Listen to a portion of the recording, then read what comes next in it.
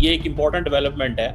आपको पता है इज़राइल ने कतर पे हमला किया और अब ये सारे मुसलमान मुल्क इकट्ठे तो हो गए हैं, लेकिन सवाल आखिर में यही पैदा होता है कि ये सारे मुल्क कर क्या सकते हैं? जब से इजराइल ने अटैक किया है कतर के ऊपर दोहा में, उसके बाद से इस्लामिक कंट्रीज, खास तौर पे गल्फ कंट्रीज जो हैं, उनमें काफी हद तक जो है वो परेशानी पाई जाती है। और पाकिस्तान के गिर्द जो चैलेंजेस हैं उनका ताल्लुक सिर्फ हिंदुस्तान के हवाले से नहीं है। इसराइल अब खुलकर खेल रहा है नेतन्याहू का। अगर आप ये जो हमने इंडिया को जिल्लत में शिकस्त दी है ना, ये बहुत बड़ा, ये सब उसके समरात मिल रहे हैं बहुत सारे। नहीं, बिल्कुल है, उसके रीजंस हैं। एक तरफ 77 बिलियन डॉलर का डिफेंस बजट वाली कौम, एक तरफ 9 बिलियन बजट वाली कौम। मुस्लिम ममालिक कुछ भी नहीं कर सकते, लेकिन जो कुछ कतर के अंदर हो रहा है अब तो उसमें जीसीसी सारे मुल्क इकट्ठे हो गए हैं, गल्फ कोऑपरेशन काउंसिल को मसला यही सोचकर जो है वो कई बार इनके, आपने ये भी देखा होगा कि इनकी कई दिन से समिट भी चल रही थी जिसमें कि पाकिस्तान भी उस समिट का हिस्सा था और प्राइम मिनिस्टर शहबाज शरीफ साहब भी उस समिट में शिरकत के लिए गए थे। तो इसी तरीके से जी इस वक्त भी जो बात की जा रही है वो यही कि तमाम जो गल्फ कंट्रीज हैं, अरब कंट्रीज हैं, वो मिलकर क्या कर सकती हैं जिससे कि जो कि इजराइल की तरफ से जो धमकियां दी जा रही हैं, पाकिस्तान पर हमला, सऊदी अरब पर हमला, सऊदी अरब पर हमला, पाकिस्तान पर हमला, तो अगर इंडिया पाकिस्तान पर हमला करेगा तो सऊदी अरब पर हमला तसव्वुर होगा। इसराइल सऊदी अरब पर हमला करेगा तो पाकिस्तान पर हमला तसव्वुर होगा। जी, अब आपको लगता है कि हम इस पोजीशन में हैं कि अपने स्ट्रेटेजिक अलायंसेस बेहतर कर सकते हैं? क्योंकि प्राइम मिनिस्टर का एक तो बहुत उसको अहमियत दी जा रही है सऊदी विजिट को कि वहाँ कुछ डील्स वगैरह साइन होंगी। देखिए, इम्पोर्टेंट चीज़ इसमें ये है कि ये एक इम्पॉर्टेंट डेवलपमेंट है। आपको पता है इज़राइल ने कतर पे हमला किया और अब ये सारे मुसलमान मुल्क इकट्ठे तो हो गए हैं, लेकिन सवाल आखिर में यही पैदा होता है कि ये सारे मुल्क कर क्या सकते हैं? What can they do? Israel ने आज फिर जो है वो मैं देख रहा था 48 लोगों को कत्ल कर दिया है गज़ा के अंदर, and now they are going for a invasion of Gaza city को इन्वेड कर रहे हैं। मतलब गज़ा के अंदर जो कुछ हो रहा है ऑब्वियसली दैट इज़ समथिंग जिसको मुस्लिम ममालिक कुछ भी नहीं कर सकते, लेकिन जो कुछ कतर के अंदर हो रहा है अब तो उसमें जीसीसी सारे मुल्क इकट्ठे हो गए हैं, गल्फ कोऑपरेशन काउंसिल को मसला बन गया है कि ये जीसीसी बेसिकली जो नेतन्याहू है वो चाहते क्या हैं? नेतन्याहू ये चाहते हैं कि मैं जीसीसी ममालिक पे ऊपर भी हमला करूं और फोर्स करूं कि मुझे रिकग्नाइज करो। वो चाहते हैं कि मैं फोर्स करूं इनको कि मुझे रिकग्नाइज करें, और अगर ये रिकग्नाइज नहीं करते तो फिर मैं इनको किस अंदाज से मुझे देखना है। तो मुझे लगता है कि they are going through a pressure. ये एक प्रेशर है जिसको मेरा ख्याल है कि they are not going to rule out. और मज़े की बात यह है कि ये जो हमास की लीडरशिप कतर के अंदर थी, they were already engaging with the Americans and the Israelis. और इजराइल हमास के जो प्राइम मिनिस्टर, उसके कतर के जो prime minister and foreign minister हैं, वो ये कह रहे हैं कि शबात और मुसाद और सारे जो हैं ये तो इनके साथ डायलॉग करते थे हमारे साथ, तो ये कैसे कह रहे हैं कि अब आप इनके ऊपर अटैक करेंगे? तो मुझे ऐसे लगता है कि ये this is something very very serious. और ये एक चीज़ बहुत सीरियस है, और वो ये चीज़ है कि किसी ना किसी तरीके एक चीज़ को समझना चाहिए, और वो ये है कि the future of Middle East is going to change. और अरब वर्ल्ड सारी बैठ गई है, मुस्लिम वर्ल्ड सारी बैठ गई है, लेकिन they are not going to, they don't have any solution. The only solution which they have is either the Americans or the solution lies with the Israelis. Arabs के पास कोई सोल्यूशन नहीं है, और कल को अगर इसराइल इन पे हमला भी कर देता मुख्तलिफ शहरों के अंदर, मुख्तलिफ मुल्कों के अंदर, तो ये क्या कर सकेंगे? Frankly speaking they can't do anything, they don't have any solution. ना इनके पास सोल्यूशन है, ना फौज है, ना मिलिट्री है, ना कोई मैकेनिज्म है।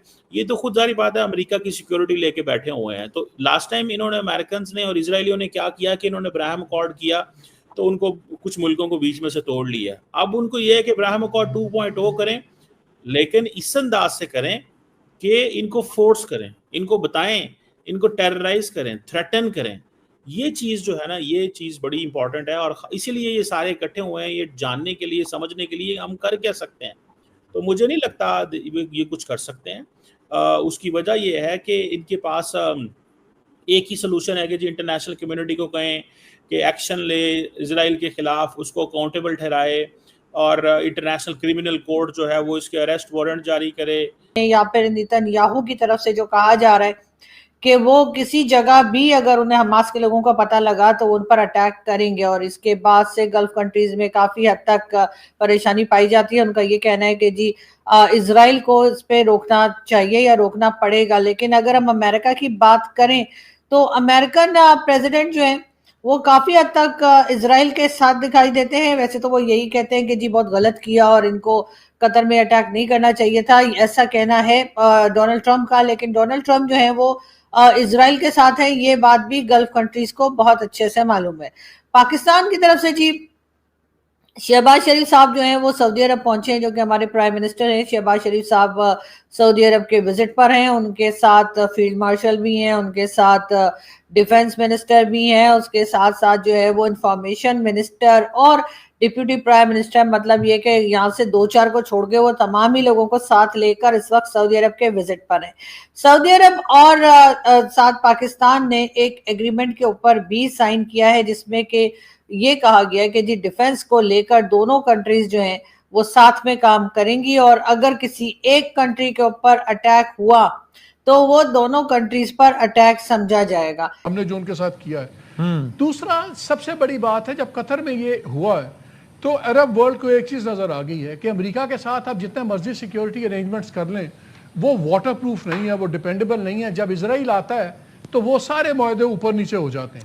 हाँ। ये एक डिपेंडेबल एग्रीमेंट है और एक ऐसे मुल्क के साथ है जिसकी डिमॉन्स्ट्रेबल मिलिट्री पावर है और डिमॉन्स्ट्रेबल विल टू फाइट है।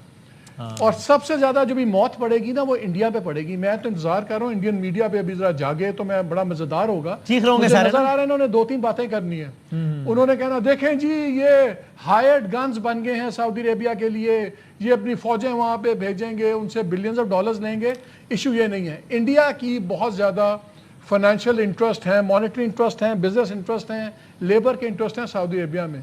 खुदा न खास्ता इमेजिन करें कि हमारे पे हमला होता है, फिर हमारे पे अगर फिर हमला होता है तो हमारी चीज ही बदल जाती है। बिकॉज खाली इंडिया को मिलिटरली प्रॉब्लम्स नहीं है, उसके इकोनॉमिक इंटरेस्ट भी हिट होंगे। Because then it becomes an enemy of Pakistan जिसके साथ सऊदी अरेबिया को खड़ा है। इसके खाली डिफेंस फॉल आउट नहीं है, इसके सीरियस इकोनॉमिक इश्यूज भी हैं। और उसमें एक और चीज देखिए, जो आपने वर्डिंग पढ़ रहे थे इस एग्रीमेंट की, वो सऊदी अरेबिया स्पेसिफिक नहीं है। वो कहते हैं कि हम दोनों एनहांस करेंगे and to achieve security and peace in the region and the world. ये रीजन की बात हो रही है। 3 बड़े ब्लॉक हैं मुस्लिम दुनिया के अंदर, और अरब जो हैं, आप देखें इस समिट का नाम क्या है, अरब इस्लामिक समिट। अब इसमें अरब से कहाँ है, इसमें तो सारे मुसलमान हैं, तो ये अरब इस्लामिक क्यों है? So they want to keep it distinguished. वो एक डिस्टिंग्विशनेस रखना चाहते हैं, डिस्टिंग्विश्ड फीचर अपना रखना चाहते हैं कि अरब्स की ये पोजीशन है, हम इतने ताकतवर हैं, आप हमारे पीछे हैं, ये अरब लीड करेंगे इसको। दैट इज राइट, वो करें जो मर्जी करें, बिकॉज वो समझते हैं कि हमारे पास पैसा है। मुसलमान दुनिया के समंदर वो समझते हैं हमारे पास पैसा है। अब होता क्या है, they have the money but they can't defend themselves. Iranians can't defend themselves, Arabs can't defend themselves. Turks का ये एडवांटेज है कि they are part of the NATO, वो नेटो का हिस्सा है। इजराइल अगर तुर्की पे हमला करता है तो कल को नेटो कंट्री को इजराइल के कतर तुर्की के साथ खड़ा होना पड़ेगा। सो मुझे ऐसे लगता है कि ये तुर्की जो है ये आपका ये इनका आपस में इकट्ठे होना that does not make any sense, की कोई लॉजिक नहीं बनती। आपको याद होगा थोड़ा अरसा पहले कि इस्लामिक मिलिट्री अलायंस बना था जिसके हेड जो थे पाकिस्तान के साबिक आर्मी चीफ रहील शरीफ थे, वो भी साइलेंट है, डॉर्मेंट है, वो बोले ही नहीं है। और उस वक्त ये पता चला था ये सारे का सारा जो अलायंस है that is against Al-Qaeda and Islamic State. So सवाल ये है कि ये अल-कायदा और इस्लामिक स्टेट के खिलाफ तो मुसलमान इकट्ठे नहीं हो सकते, मिलिट्री ऑपरेशन नहीं कर सकते, जॉइंटनेस नहीं दिखा सकते। उस वक्त जो मसला था शायद ये था कि यमन के खिलाफ हम कुछ कर सकें, उस वक्त ये एक और एंगल से सोच रहे थे। लेकिन याद रखें इजराइल के खिलाफ अगर ये कुछ करने की कोशिश करते हैं तो कल को